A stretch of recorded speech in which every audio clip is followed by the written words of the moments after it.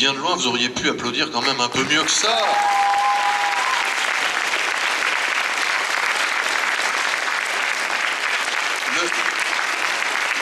Le désert du Mali, il est venu pour vous depuis le désert du Mali, via quand même déjà un peu la France. Mais en tout cas, bienvenue, je t'en prie, assieds-toi. Je me permets de lui tutoyer parce que hier il m'a dit on va se tutoyer, ce sera plus simple.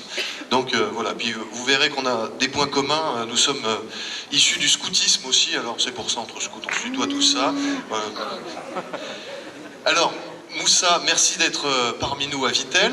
Et pour rentrer tout de suite dans le vif du sujet sur Bouscule le monde, laisse-toi bousculer. Toi, tu viens d'un monde qui, à mes yeux, le monde du désert, vit un peu en vase clos. Et comment, depuis le désert, tu as réussi finalement à t'ouvrir sur le monde? Comment tu t'es laissé bousculer, déjà tout petit? Déjà, je voulais dire bonjour et merci pour tous ceux qui sont venus à ce grand rendez-vous. Et je suis vraiment très ému et très heureux d'être parmi vous aujourd'hui. Merci pour l'honneur. Et d'abord, je voulais te dire, avant tout, je veux te dire que chez nous, dans le désert, nous vivons plutôt dans les horizons et non dans quelque chose qui est fermé. Et en fait, on se bouscule nous-mêmes puisque le monde est tellement loin que nous nous sentons libres d'aller et de venir. Je pense que c'est la première liberté. La deuxième liberté, je pense, c'est celle de pouvoir avoir la force d'agir, c'est-à-dire avoir à boire et à manger. Et je pense que vous avez tous à boire et à manger. Donc vous bousculez le monde. Alors, en fait, bon, alors ça y est, je me suis déjà fait ramasser, donc tout faux sur le désert. Moi, j'ai un peu travaillé, pas beaucoup, mais un petit peu quand même. J'ai lu ton livre, j'en ferai de la pub après, puis vous pourrez les acheter aussi, c'est un très bon écrivain. Et il sera là tout à l'heure pour vous rencontrer sur le stand de Quai des Mots. Il me semble, en tout cas dans le début de ta vie, dans ton enfance, que plusieurs personnes t'ont bousculé justement. Tu parles souvent de ta maman, tu parles aussi de ton grand frère, tu parles de ton père, de tes grands-pères aussi. Est-ce que tu peux nous en parler un peu peut-être aussi, nous dire comment eux ils t'ont mis en route et comment toi aussi peut-être souvent tu les bouscules? Alors je ne peux pas vous dire exactement quand est-ce que je suis né. En tout cas j'ai environ 35 ans et j'ai vécu pendant les 20 premières années dans le désert et des fois pour quelques mois en ville pour l'école. Et en fait, j'ai été élevé plus par mon grand-père maternel parce que dans le désert, malheureusement, nous n'avons pas la chance que beaucoup ont ici, c'est-à-dire de grandir en ayant au moins deux de leurs grands-pères. Moi, j'ai connu effectivement deux de mes grands-parents, mais dans le désert, il y a une particularité, c'est que on se déplace beaucoup. Et quand on se déplace beaucoup, on se croise souvent. Et quand on se croise souvent, c'est des moments dont on profite au maximum. Et moi, je suis l'aîné de ma famille. Et ensuite, j'ai été bousculé par la sécheresse qui est cyclique, qui revient tous les 5 ou 10 ans. Et pour résister aux sécheresses, il faut paître le troupeau, il faut chercher de l'eau, il faut bouger souvent. Et c'est comme ça que quand j'ai eu environ 10 ans, j'ai été bousculé par un événement qui m'a marqué pour toute la vie, c'est-à-dire que j'ai perdu ma mère. Nous étions 4, 2 filles, 2 garçons. Et au bout d'1 an ou 2 ans, j'ai été bousculé par un deuxième événement. Parce qu'il y avait des journalistes qui couvraient le Paris-Dakar, qui sont venus dans le campement de ma famille et qui étaient en train de prendre des photos. Et du sac d'une de ces personnes-là est tombé un livre. J'ai ramassé le livre et je l'avais remis à la personne. Et après, la femme, c'était une femme, m'a donné ces livres-là et c'était Le Petit Prince. Le Petit Prince de Saint-Exupéry, tout simplement. Et j'ai été tellement bousculé par ce geste-là que, comme je ne pouvais pas savoir ce qu'il y avait dedans, il fallait que j'aille... Tu ne savais pas lire à l'époque? Non, je n'avais jamais été à l'école. Je ne savais même pas qu'il y avait une école. Et après, pendant 1 an, j'ai cherché où pourrais-je trouver une école ou quelqu'un qui puisse m'apprendre à lire Le Petit Prince. Et c'est comme ça que moi j'ai découvert le monde, l'autre monde, c'est-à-dire le monde du savoir, le monde des voyages, le monde des blancs, parce qu'avant j'étais dans un monde de bleus, c'est-à-dire les Touaregs qu'on appelle les hommes bleus, et j'étais aussi dans un grand bac à sable, et je me suis retrouvé entre quatre murs que certains appelleront, certains de chez moi, appellent les cimetières des vivants, c'est-à-dire des maisons où il faut rester pendant 2 heures, 4 heures sur une chaise ou sur un table-banc et écouter ce que dit quelqu'un qui transmet les savoirs. Alors que chez moi, c'est lui qui transmet les savoirs le soir, que l'on écoute pendant longtemps, c'est le grand-père, et lui, il est sous les étoiles, il n'y a pas de mur. Donc c'est quelque chose qui m'a beaucoup marqué, c'est-à-dire le Petit Prince. Et après, je peux dire aussi que j'ai été indigné par le fait que beaucoup d'enfants dans le monde, à commencer par ceux que je connais, ceux que je côtoie, c'est-à-dire ma famille, mes cousins, mes neveux, ne vont pas à l'école. Je me suis dit, c'est vraiment dommage. C'est vraiment dommage qu'il y ait dans ce monde des gens qui ne vont pas à l'école, des enfants qui n'ont pas ce droit, qui devait être un droit universel, d'aller à l'école pour, je pense, se connaître soi-même et aller vers les autres. Parce que toi, tu as réussi à aller à l'école. Tu es allé contre finalement la tradition. Ta famille n'avait pas l'habitude d'envoyer les enfants à l'école. Comment tu as réussi à décider, comment tu les as bousculés justement ou titillés pour pouvoir aller à l'école? Alors j'ai beaucoup parlé avec mon père, j'ai donné beaucoup d'arguments, et en plus, au bout d'1 an à l'école, je l'ai même convaincu à laisser mon jeune frère venir avec moi. Et après, je ne voulais laisser personne. Et c'est comme ça que nous avons créé notre petite école. Et je peux vous dire, ce que j'ai réussi, c'est d'avoir été à l'école, d'avoir amené avec moi des personnes pour aller à l'école, et ce que je n'ai pas reçu encore, c'est que moi je n'arrive plus à quitter l'école. C'est-à-dire qu'aujourd'hui, mes amis me disent, c'est bon, tu as un master en gestion et management, tu peux bien travailler dans une entreprise, tu peux bien créer ton entreprise, mais je suis toujours compteur. Et j'ai toujours envie d'aller à l'école, et je suis toujours en train de chercher à faire des études. Donc, et ça, je pense, je ne le regrette pas, parce que aujourd'hui, je sais ce que je veux, et je sais quels sont les outils qu'il faut pour bousculer le monde, pour changer le monde, mon monde à moi, parce que chacun de nous a son monde. Et nous avons un monde global dans lequel certains agissent des fois à notre place, mais ça commence par nous. Si moi je veux changer mon petit monde du campement de ma famille, en envoyant les enfants à l'école et en creusant un puits, en faisant un jardin maraîcher, c'est déjà mon monde. Si j'arrive déjà à m'impliquer localement, si chacun, comme on dit, balaye devant sa porte, voilà, dans le village africain, il y aura déjà un pas de fait. Donc je veux insister sur le fait que ce monde-là, il est à nous. Et moi, tous les jours, je me dis, il faut que je sois un acteur d'un monde en mouvement. Un acteur d'un monde qui, tous les jours, a une nouvelle réalité. Et il y a quelque chose que l'on dit dans le désert qui m'équipe beaucoup. D'ailleurs, c'est mon grand-père qui me le répète souvent. Mon grand-père me dit, mais Moussa, tu dois agir maintenant. Il ne faut pas que tu restes en te disant « Ah mince, je n'ai pas pu faire ça, je n'ai pas pu faire ceci, je n'ai pas pu faire cela. » Et c'est dommage. Non, il me dit « C'est maintenant que tu peux agir. Demain, tu ne sais pas de quoi est-ce qu'il sera.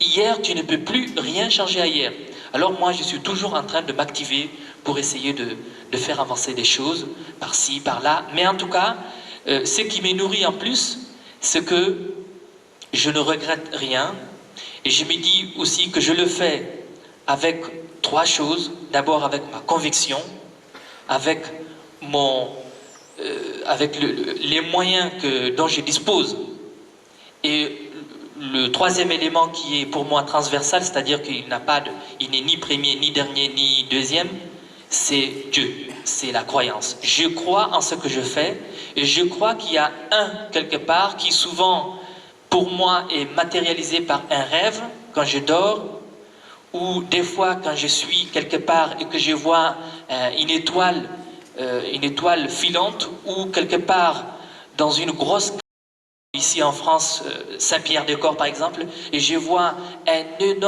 une énorme arc-en-ciel, enfin on dit un arc-en-ciel, et je me dis, mais c'est un signe de Dieu. Parce qu'on peut dire que la gare, les rails, tout ça, c'est la SNCF qui les a mis en place, mais cet arc-en-ciel-là qui est tellement bien fait, on ne peut que croire en Dieu à ces moments-là. Et en plus, quand on est dans le désert et qu'on cherche un point d'eau, que l'on trouve juste au moment où on n'a plus de force. On n'a plus de force, on s'est dit, ça y est, c'est terminé, on enlève sa chemise, on la met sur l'arbre, et tout d'un coup, on voit, pas loin, un point d'eau, un puits, quelqu'un qui enlève de l'eau, ou bien quelqu'un qui est de passage. Parce que dans le désert, il n'y a pas beaucoup de gens qui passent. Et souvent, quand on s'arrête, on s'est dit, je suis au milieu de nulle part. Donc ce sont des choses dans la vie qui me bousculent, et dans lesquelles je me dis, je n'ai pas le droit, à mon tour, de ne pas bousculer aussi ces mondes-là. Merci pour cette réponse. Et le deuxième choc, moi, que j'ai relevé dans ton livre, avec une phrase qui m'a marqué, qui m'a rappelé aussi une expérience que j'ai vécue, c'est ton arrivée en France. Là, tu as vécu... j'ai vraiment pris du plaisir à lire ton livre, c'est savoureux la manière dont tu racontes les petites choses qui t'arrivent et comment finalement tu regardes différemment ce qui nous semble, nous, complètement normal, et toi qui t'apparaît très surprenant. Mais tu dis à un moment que tu es passé d'un monde où tu étais respecté, le monde des Touaregs, où tu avais ta voix, à un monde où tu n'étais plus personne, finalement. Donc en arrivant en France, tu n'étais plus personne, tu arrivais finalement assez seul, tu avais quelques amis français, mais tu le dis, quand tu arrives à l'aéroport, personne n'est là pour t'accueillir. Donc, comment tu as vécu ce moment, cette adaptation à ce nouveau monde? Si tant est, tu as réussi à t'adapter. Bon, je pense aujourd'hui que je suis arrivé à m'y adapter. D'abord, la première chose qui était la plus difficile pour moi, c'est de quitter mon désert. Mais de quitter mon désert tout en ayant quelque chose que je n'abandonnerai jamais, c'est-à-dire cette culture, cette éducation que j'ai reçue de ma famille. Et ensuite, j'étais prêt à 20 ans.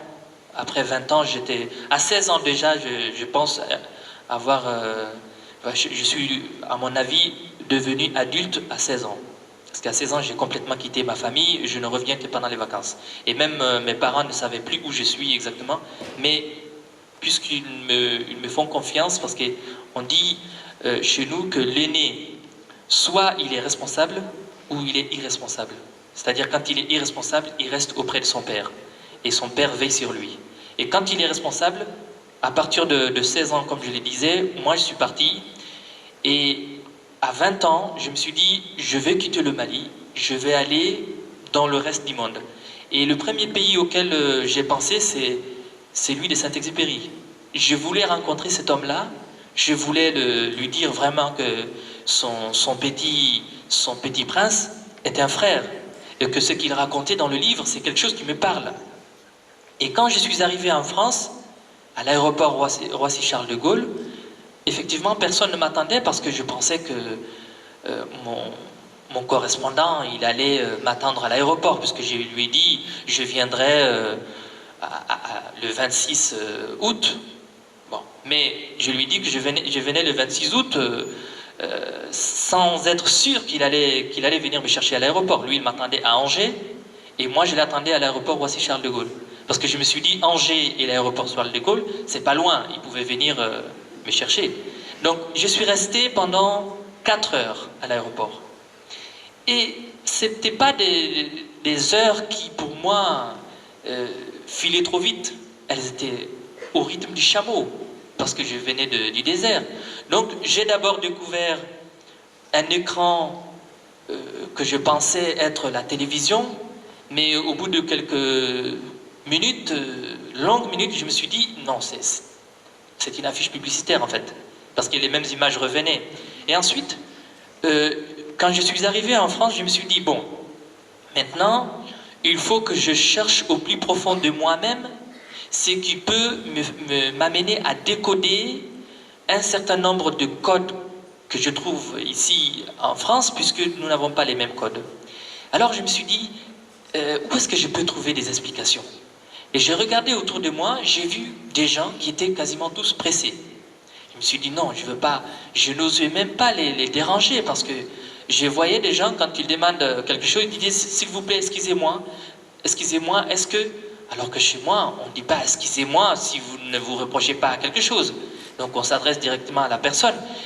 Et c'est comme ça que je me suis dit, la première fois, je vais vous raconter cette petite anecdote-là hein, pour témoigner de ça. La première fois que j'ai vu, par exemple, je suis passé devant une porte et la porte s'était ouverte toute seule. J'ai reculé et je me suis dit, mais il y a un piège, pourquoi la porte s'ouvre pour moi quand je passe devant, alors que moi je n'ai rien demandé? Alors j'ai reculé et j'ai attendu quelques minutes, j'ai avancé encore, la porte s'était ouverte encore, et la deuxième fois je me suis dit, mais il faut que je regarde bien où se trouve la personne qui m'ouvre la porte, qui veut absolument que je rentre dedans. Et j'ai vu une jeune fille qui est passée rapidement, très vite, et la porte n'a même pas eu le temps de s'ouvrir, elle ne s'était pas ouverte. Et je me suis dit, mais c'est ça qu'il faut faire ici. Ici, il faut aller vite pour ne pas se faire prendre par les pièges. Et effectivement, ce n'était pas fortuit, parce que après, je me suis rendu compte que pour que je puisse découvrir la France de Saint-Exupéry, découvrir la culture française, il fallait que je prenne le rythme de ce monde-là. Parce que en étant à Paris ou à Angers, je ne suis pas dans le désert. Donc c'est comme ça que depuis lors, j'ai trouvé en moi une adaptation qui ne renie pas mes origines, qui ne renie pas l'éducation que j'ai reçue avec mes parents, mais qui me permet d'avoir une assez grande ouverture pour avoir, comme j'aime le dire, de la place de toutes les cultures que je côtoie. La première, c'est celle-là, c'est celle de la France. Je vous disais hier soir que je suis arrivé à manger tous les fromages de France au bout de 6 ans. Et après, je suis arrivé à prier dans une église avec mes mots en arabe, c'est-à-dire par la lecture du Coran que j'ai appris dans une église au bout de 10 ans. Maintenant, je sais que je peux aller dans n'importe quelle église en France et prier avec mes mots. Et j'ai compris beaucoup plus tard aussi que, en fait, nous avons le même Dieu. Toutes les grandes religions monothéistes sont nées dans le désert. Il y a des prophètes différents, mais le Dieu, il est le même pour tout le monde. Et à ce moment-là, il y a une barrière qui s'est effritée, bon, comme le mur de Berlin, comme on dit.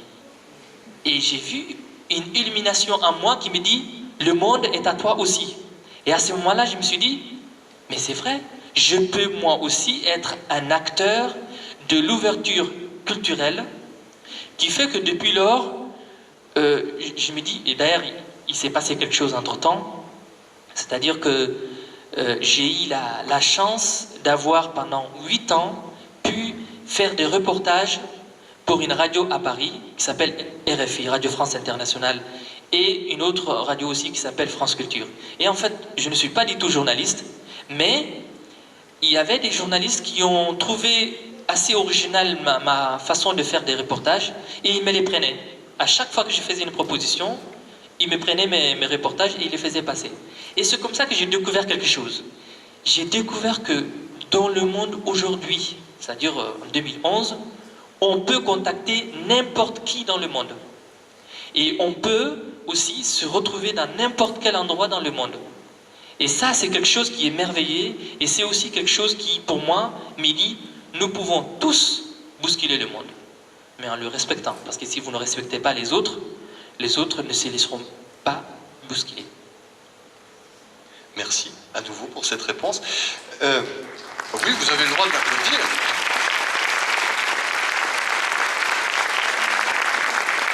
Merci.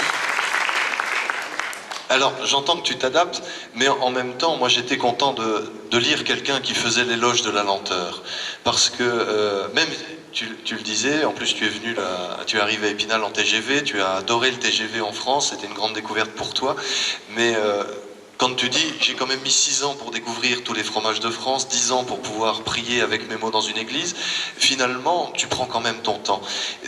Et peut-être tu pourrais développer cette idée pour les participants aujourd'hui de la puissance de la lenteur à tes yeux, parce que effectivement nous on va trop vite. Oui, alors, il y a quelque chose que je dis souvent à mes amis, ce que nous ne pouvons pas tout faire dans le monde. Nous ne pouvons pas tout voir ni tout faire, effectivement, mais ce que l'on fait, on le fait avec cœur, avec joie et avec beaucoup de courage. C'est-à-dire que quand j'ai envie si je me fixe comme objectif de monter le Mont Blanc, je me donne le temps, les moyens et surtout des hommes qui m'encourageraient, des hommes, parce que rien ne remplace l'homme. Et je me suis dit, ce temps-là, c'est une dimension qui doit naître en moi. C'est une dimension qui doit aussi m'attirer les faveurs de ceux qui voient que moi, je cherche à avoir ça. Et je cherche à monter le Mont Blanc. Et je suis sûr que si je donne des arguments assez clairs, assez objectifs, je vais y arriver. Et je vois aujourd'hui que nous sommes, comme m'avait dit un jour mon père, dans le siècle de la vitesse. On veut tout faire en même temps, on veut tout écouter et on veut tout regarder. Le problème, c'est qu'il y a beaucoup de choses dans ce monde-là. Il y a beaucoup de choses, et surtout pour nous les jeunes. Pour nous les jeunes, les choses changent, je peux dire même toutes les secondes. Et on est sur quelque chose pendant une demi-heure, ça nous semble trop lent. On va, comme on dit, zapper, et on va se retrouver dans d'autres choses. Et ces choses-là, on va les trouver encore assez lentes, et on va passer à d'autres choses. Et malheureusement, ça enlève la substance à la chose. C'est-à-dire que quand moi je mange, je donne juste cet exemple-là de manger. Quand je mange, par exemple, un fromage, voilà. Je prends le temps vraiment de manger mon fromage. Je prends le temps de prendre mon TGV. C'est le TGV qui est rapide. Moi, je ne suis pas rapide. Moi, quand je rentre dans le TGV, je sais que je suis dedans. Je dis ouf, bien sûr, parce que j'ai pu l'avoir. Et j'ai créé les moyens de prendre mon TGV. Et après, ce que je vais faire dans le TGV, ça n'engage que moi. C'est mon temps. Pendant le temps de la distance, je savoure ces moments-là. Parce que c'est un moment, pour moi, quand on est dans un TGV, extraordinaire. Parce qu'on visite la France à 300 km/h, mais c'est la même France. La même France que vous pouvez faire le même jour et vous pouvez voir des choses extraordinaires. Et moi, je savoure le paysage de cette France-là, par exemple, quand je suis dans le TGV. Et il y a quelque chose, par exemple, que je trouve dommage aujourd'hui, c'est de ne pas prendre assez de temps pour la jeunesse, je vais dire. Je me sens encore jeune, je pense, je ne sais pas quel âge, mais tant que je me sentirai jeune, je suis jeune. Parce que ce n'est pas l'âge qui détermine la jeunesse. J'ai dit souvent que tant que je n'ai pas le 3e pied, je suis encore jeune, c'est-à-dire une canne. Et je trouve que la lecture, c'est quelque chose d'extraordinaire. Parce que la lecture, vous prenez votre livre, vous décidez de lire ce livre-là, et vous décidez de le fermer quand vous voulez. Et en plus, après, il reste en vous. C'est-à-dire que si vous achetez un livre ou si vous allez prêter un livre, vous pouvez revenir en arrière, aller en avant, apprendre l'histoire. Moi, il y a 3 livres qui ont changé ma vie aussi, qui m'ont vraiment bousculé. Le Petit Prince, le premier, Amkoulel, l'enfant Peul d'Amadou Ampateba, que je vous conseille vraiment. Et il y a un autre livre qui m'a bouleversé aussi, c'est L'Alchimiste de Paulo Coelho. C'est un livre ce sont des livres que je pense, j'ai toujours envie d'avoir dans ma bibliothèque. Et aujourd'hui, je disais, la jeunesse, on lui propose plus des rêves, on lui dit tout est dans tes mains, vas-y, fais ta vie, tu as tout. On te donne la télé, on te donne l'iPhone, l'iPad, les Facebook, Aïe aïe aïe. voilà, tout ce que vous voulez, mais quelle est la place de l'individu dans ce monde-là? Moi, je pense sincèrement, au fond du cœur, que chacun de nous est unique. Chacun de nous a sa vie à faire. Et c'est que à lui qu'appartiendra ce monde-là qu'il va se fabriquer. Des fois, par exemple, j'ai des jeunes qui me disent, mais moi, je n'aime pas la politique, je n'aime pas regarder ces hommes politiques-là. Non, ça me dégoûte, la politique. Mais je leur dis, mais vous savez, quand vous me dites ça, vous ne vous rendez pas compte que vous faites la politique? Parce que vous choisissez votre opinion. Vous voulez ou vous ne voulez pas. Ce qui est merveilleux aussi dans ce monde d'aujourd'hui, c'est qu'on a la liberté de choisir ou de ne pas choisir. Donc j'ai dit aux jeunes de moins de 30 ans, faites la politique, votre politique, engagez-vous, indignez-vous d'abord, ensuite engagez-vous, mais dans ce qui vous comble, dans ce qui vous parle, dans ce qui vous réjouit. Et c'est aussi dans ce que vous pensez être votre comment on appelle, action. Vous savez, souvent on dit, nous vivons dans un monde de consommateurs. Un jour, je trouvais dans un livre un mot qui m'a beaucoup plu. J'ai dit, mais nous pouvons tous être des consommateurs. Parce que nous ne pouvons pas ne pas consommer. Parce que nous ne pouvons pas ne pas manger. Nous ne pouvons pas ne pas boire. Mais le mieux, c'est d'être acteur. Et être acteur, c'est de comprendre ce que l'on mange. Qui a fabriqué ce que l'on mange? Comment moi je peux influer sur ce que je mange? Comment je peux influer sur la pauvreté des autres qui n'ont pas à boire et à manger? Dans le monde associatif, dans le monde du bénévolat, moi je trouve que la jeunesse a sa place. Dans le monde de la construction humaine, c'est-à-dire le temps que l'on passe avec ses parents, le temps que l'on passe dans les universités, dans les écoles, ensuite universités, et le temps que l'on passe aussi avec ses amis. Tout ça, c'est un temps de construction. Et moi, j'ai peur des fois, quand j'entends des jeunes de moins de 20 ans me parler de la retraite. Déjà de la retraite. Alors qu'ils n'ont même pas commencé à travailler et ils parlent déjà de la retraite. Et ça veut dire que ces jeunes-là, moi je dis, les rêves, c'est d'arriver à la retraite. Moi, je ne veux même pas penser à la retraite. D'ailleurs, j'ai décidé de ne jamais être à la retraite. Parce qu'à la retraite ou en retrait, ça veut dire que je m'arrête quelque part. Moi, je ne m'arrêterai jamais. Ça, c'est moi qui l'ai décidé. Je ne suis plus quelqu'un qui est dans un objectif fixe. Mon objectif recule tous les jours. Et ça, c'est moi qui l'ai décidé. Parce que c'est ma vie. Et bien sûr, comme je dis souvent, j'ai des comptes à rendre avec ceux qui m'aiment. Parce que si je fais quelque chose et que je ne les tiens pas au courant, bon, je ne veux pas les respecter. Moi, j'ai envie d'informer mes proches pour qu'ils participent avec moi avec la construction d'un monde meilleur. Moi, j'aime bien quand je fais quelque chose que l'on me dit, c'est bien, vas-y. Mais quand je fais quelque chose qui n'est pas bien, je préfère aussi que l'on me dise, non, c'est pas bien, arrête. Et là, j'arrête pour changer de direction ou changer des moyens, comme on dit, des fusils d'épaule. Merci à nouveau. Je voulais rebondir sur ce que tu disais, et à propos de ce que tu as écrit aussi, sur finalement, on a trop. Nous ici en Occident, on a trop, et finalement trop de choix.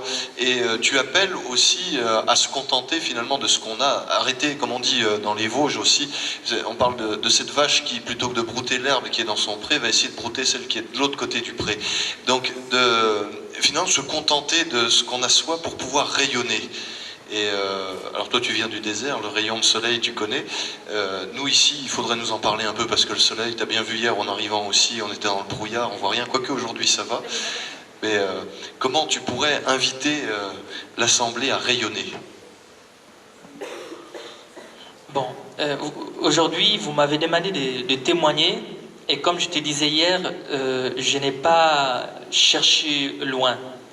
J'ai seulement creusé au plus profond de moi pour vous parler de tout cœur, à cœur ouvert.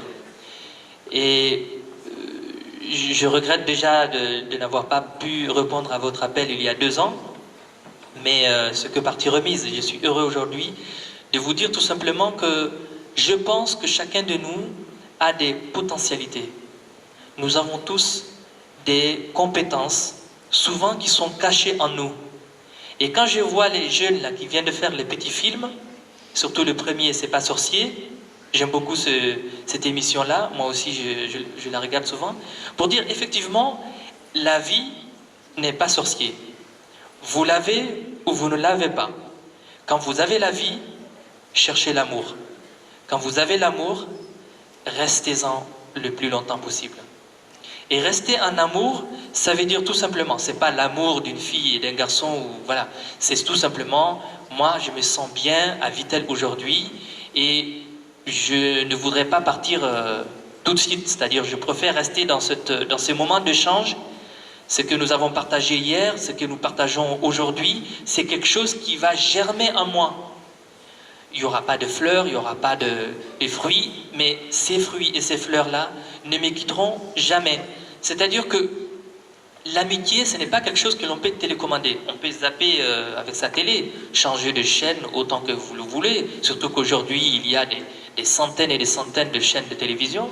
Mais ce que nous ne pouvons pas changer, c'est que les gens que l'on rencontre, elles sont uniques, comme je le disais tout à l'heure, nous apprennent des choses restent en nous, et l'action par laquelle nous arrivons à soutenir notre tour de Pise, comme j'aime le dire souvent, c'est-à-dire que notre monde aujourd'hui, on dit qu'il est penché. Bon, on va nous dire, mais est-ce que nous sommes responsables du fait que le monde est penché aujourd'hui? Nous sommes tous responsables. Tout le monde est responsable. C'est lui qui prend 800 € pour acheter un iPad. Il a participé à sa manière à donner 800 € à quelqu'un qui fait de son argent on ne sait pas quoi. Mais c'est lui qui fait un don de 800 € au Secours catholique. Il va faire pencher le monde de manière à le redresser, à mon avis. Plus que celui qui va acheter un iPad, à mon avis. Ça, c'est vraiment de tout bon cœur. Il doit y avoir des gens du Secours catholique dans la salle. Je dois beaucoup, je vais vous faire une confidence, je dois beaucoup au Secours catholique, au Resto du Cœur et au Secours populaire. Et pourtant, je ne devais pas faire de la publicité pour ces deux organismes. Catholiques, on disait, mais moi, je vous l'ai dit tout à l'heure, catholiques, juifs, musulmans, pour moi, ils sont pareils. Parce que la religion, parce que pour moi, ma religion n'engage que moi. Ma prière, je la fais dans ma chambre ou dans mon désert. Et je ne demande l'avis à personne. Donc je n'ai pas aussi à dire mon avis sur la religion de quelqu'un d'autre.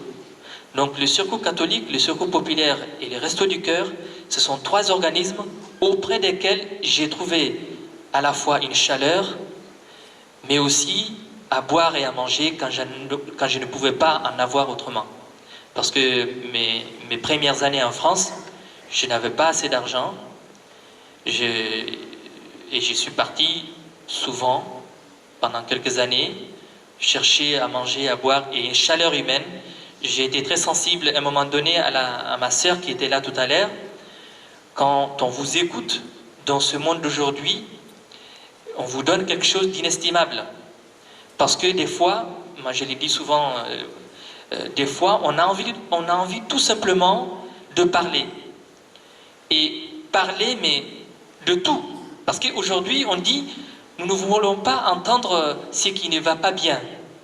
J'ai envie de passer un bon week-end à écouter des belles choses, à voir des belles choses, pas à écouter des choses qui vont mal. Et moi j'ai dit, la vie, elle est faite de tous les jours. Des mauvaises choses comme des bonnes choses. Donc, il faut savoir écouter les autres. Écouter tout ce qu'ils ont envie de vous dire. Et ensuite, moi, par rapport à la jeunesse, j'ai envie de dire aussi que nous avons une responsabilité plus que tous les autres. Parce que le monde d'aujourd'hui appartient à ceux d'hier, c'est-à-dire ceux qui sont encore vivants, mais qui ont été jeunes hier. Et qui le sont encore, c'est-à-dire qui sont dans ce monde-là. Mais demain, Demain n'appartient qu'aux jeunes d'aujourd'hui qui seront moins jeunes demain, mais qui feront partie de demain. Donc la responsabilité de notre monde de demain dépend plus des jeunes d'aujourd'hui que de ceux qui ont été jeunes hier. Je vais dire par cela que nous avons un monde qui est à notre image. Un monde dans lequel chacun est important. Effectivement, il y a une histoire de gros sous, comme on dit, qui, bon, vous avez vu, qui décide, mais souvent, nous, on peut ne pas se laisser décider. Nous pouvons aussi décider de notre destin. Et ça, vous avez constaté que dans le monde, là, qui est en train d'être bousculé d'autres manières depuis quelques mois, il y a des peuples qui ont décidé de bousculer les dirigeants pour prendre leur destinée en main. Et aujourd'hui, je fais juste référence à la Tunisie, à l'Égypte, à la Libye. J'ai une pensée pour la Syrie et bien d'autres peuples. Je n'ai pas parlé de la situation de mon peuple qui souffre aussi. Je suis en train d'écrire un message au bout d'un certain temps parce que j'ai envie de dire quelques mots par rapport à ce qui se passe auprès de mon peuple qui envoie des disparitions aussi. Ma responsabilité est de nous dire que malheureusement il nous reste plus que 2 minutes et j'aimerais justement que avant de chanter, c'est un petit message pour les musiciens, je voudrais justement nous dire que tu puisses nous dire comment aujourd'hui toi tu te bats pour faire perdurer la culture touareg et notamment de nous parler peut-être de comment personnellement et avec ta famille tu bouscules pour créer un lycée. Alors, je disais que actuellement dans le nord du Mali, il y a des jeunes qui n'acceptent plus de rester entre sécheresse et rébellion. Ils ont envie de changer des choses et qui souffrent parce qu'ils ont moins de liberté pour le faire qu'ailleurs. Moi, la manière dont j'ai décidé de bousculer un peu tout ça, c'est d'écrire des livres, de faire des films, de faire aussi des articles, mais surtout de faire des choses plus concrètes encore, c'est-à-dire des écoles. Avec mon frère, nous avons 3 écoles dans le nord du Mali, 3 écoles primaires. Et aujourd'hui, je suis en train de me battre pour créer dans la ville capitale du Mali un lycée dans lequel on peut étudier à la fois depuis la primaire, l'école primaire, enfin même l'école maternelle jusqu'au bac, avoir un bac général, un bac technique et un bac professionnel. C'est ma manière d'inviter des amis d'ici à venir enseigner là-bas, des bénévoles à venir là-bas, et au lieu d'aller dans les villages reculés, enseigner, parce qu'ils ne peuvent pas peut-être le faire dans ces villages-là, ils peuvent rester à Bamako et participer à l'éducation. Parce que je pense sincèrement, ça c'est mon dernier mot, que l'une des meilleures des richesses, c'est l'éducation. Et c'est aussi l'une des richesses, ou la richesse la plus légère et la plus durable. Parce que celle-là, quand nous l'avons, elle est en nous pour la vie. Donc quand vous éduquez un enfant, moi aujourd'hui par exemple, je suis fier d'avoir été à l'école, je peux vous dire que ce que j'ai reçu dans l'éducation, que j'ai reçu, donc l'école et tout ça, n'a pas de prix. Et c'est pourquoi l'éducation, je pense, c'est ce qui va sauver le monde. L'éducation, l'amour de son prochain, l'amour de Dieu, mais aussi l'action citoyenne. L'action citoyenne. Et ça, c'est un appel que je lance à tous ceux qui ont 18 ans. Ne vous laissez pas toujours bousculer, votez, inscrivez-vous sur quelque chose qui vous parle et restez dynamique. Ne restons pas passifs, agissons, tant qu'il est temps. Merci Moussa.